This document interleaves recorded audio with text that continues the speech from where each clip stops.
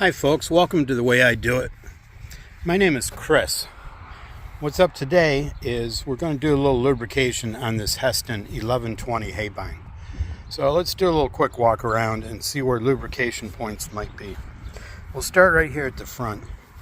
So we can see in this universal joint there's an Alemite fitting right there, and also in this one. But these are permanently lubricated, so can't do anything there. Okay. And moving back, there's another permanently lubricated. Now, sometimes on these slip joints on the drive shaft, you can have a lubrication point. Yeah, you can't see it, but it's through this slot. Okay. The reel on the pickup head has permanent lubricated, and what permanently lubricated means is it's got a limited life. Yeah, folks. You could grease it, you could make it last a lot longer. I had to replace that down there, so that's good. And again, there's no lubrication point except right there. We see an Alemite fitting right there. The joint on the end of the cutting bar. Yeah, and we don't want to forget this grease fitting here. This is the main drive for the sickle bar. It's got that heavy offset weight, so it's got a lot of load on it. I find it funny on a machine that has a number of grease fittings or Alemite fittings that they put so many sealed bearings on it, almost like some are more important and some aren't, like that one. And those actually come with an option for grease. When you build it, you can have that type of bearing and still be able to grease it. So yeah, I'm not sure what they were thinking. You know, if they figure a farmer ordinarily runs a grease gun around the equipment every day or twice a day, yeah, it makes you wonder. The next thing would be to get this cover off. And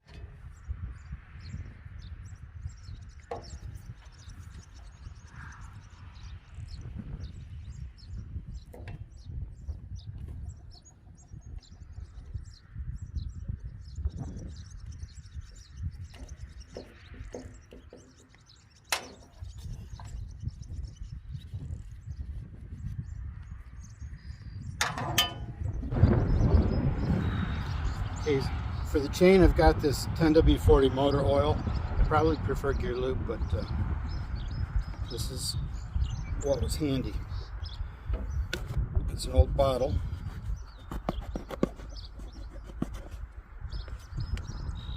It's probably, actually I've got some old gear lube around here that would work very good for this.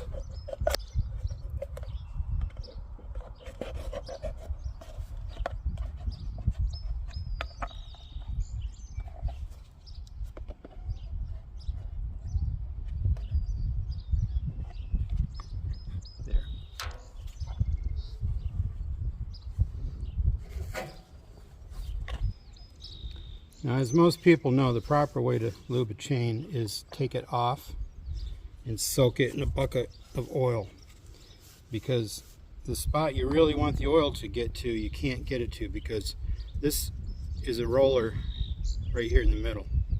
So it needs the oil to get underneath that roller. Now, yeah, it's nice to have it on the sides and everything, but it really needs to be under that roller. So, yeah, the best way is soaking it over a period of time in a bucket of chain lube, gear oil, or what. You know, the same way on motorcycles. They have that little can of motorcycle chain lube they sell you. And it's okay, but you don't really, you do want it on the outside, but you want it on the inside too. So, yeah, these chains have stretched a little bit too. So we'll take care of that.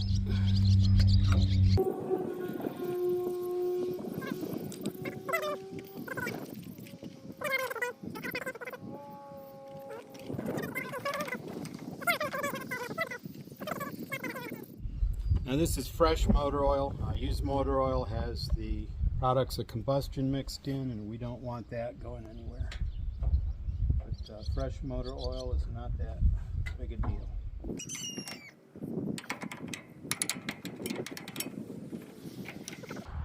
I'm going to try to turn this a little bit. Probably just loosen up the knot. Yep. These drive the two crimp rollers, and the crimp rollers have ridges on them which have to be timed. So I'm thinking that slack, you can adjust a little bit out, but you also may need to adjust the timing of the crimp roller, which is done with this lower sprocket. I think I missed an adjusting bolt too. I think it's from the bottom up. So I could have just cranked that a few times and taken the slack out too. We'll move that down as tight as we can and let it go like that. Because that's a bigger job for a different day. It's not real complicated. It's just loosen the locking bolts on it and then adjust it, but not for today. Adjustment is on this bigger chain.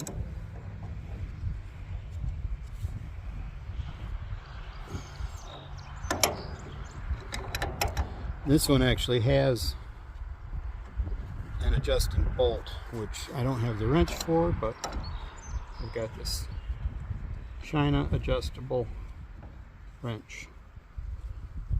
See, it says made in China, forged steel 12 inch. I don't think the Chinese use inches. I think they use metric.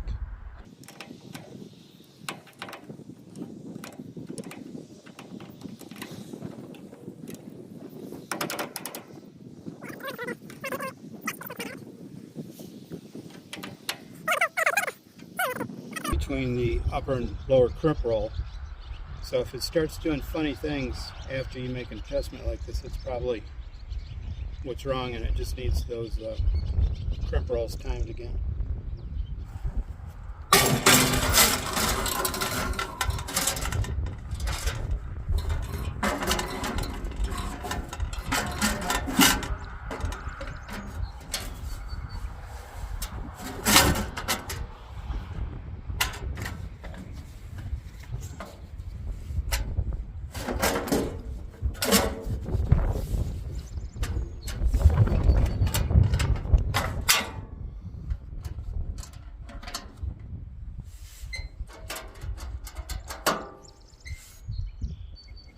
And not sure how it was originally put on, but it's got these odd screws. So there's a screw here, and then there's one down here, one up here, and this one's gone.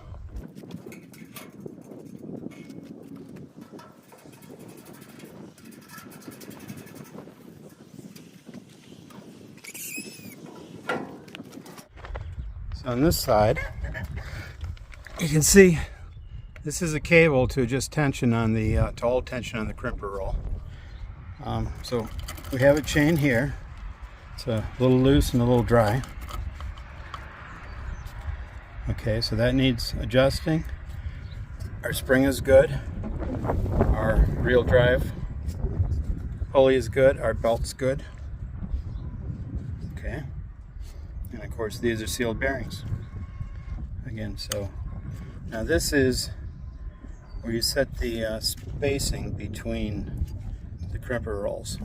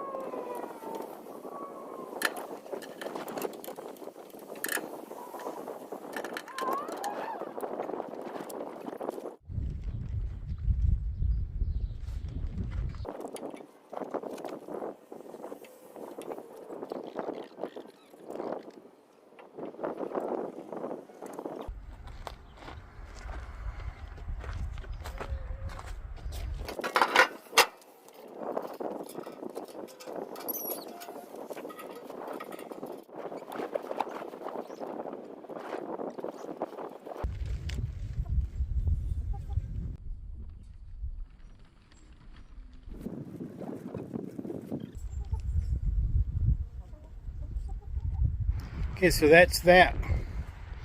The only other thing we should look at is just go right down the row and look at all the knives. You can see that knife right there is in need of replacement. What I've always done in the past, there's a broken one over there with just a tip broken off it. With my old mowers, what I've always done in the past is repaired them. There's another one. Where is it? Right there. And there's a broken one.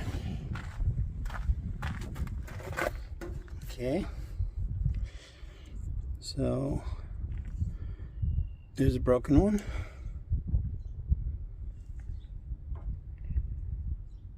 So yeah, what I've done in the past is I've always pulled the cutting bar out and sharpened it. Probably the best route is just buy all new cutting sections and replace them when they're dull, because I mean, obviously you can see like this one here and that one next to it are serrated. They're just never going to need sharpening until it's time to get rid of them. Another thing is the guard is the other half of the scissor. So you can see that edge of that guard. It looks pretty good and pretty square. But there comes a point in time when those need to be replaced too. Yeah, there you go. You can see on that broken one right there too. See how that's... can't see it. See how the edge is just a little bit rounded. But yeah, there comes a point in time when those need replacing too. But yeah, so that does need attention. That'll be a project for another day, because I'm going to go mow my pasture. Certainly your pasture is not something you're going to want to try out your new cutting edge on. And before we go mow the pasture, let's take a look at the engine oil. Okay, with the tractor tip back, it does need a little oil. Tractor's tip back because it's on an uphill grade, and we have a pesky flat tire. These tires, we put them on new in 2003, so they're only 20 years old. So this is where we're going to leave it, with simple maintenance on this Hesston 1120 Haybine. Thanks for watching, folks. Like, subscribe. You don't have to ring the bell. Appreciate it.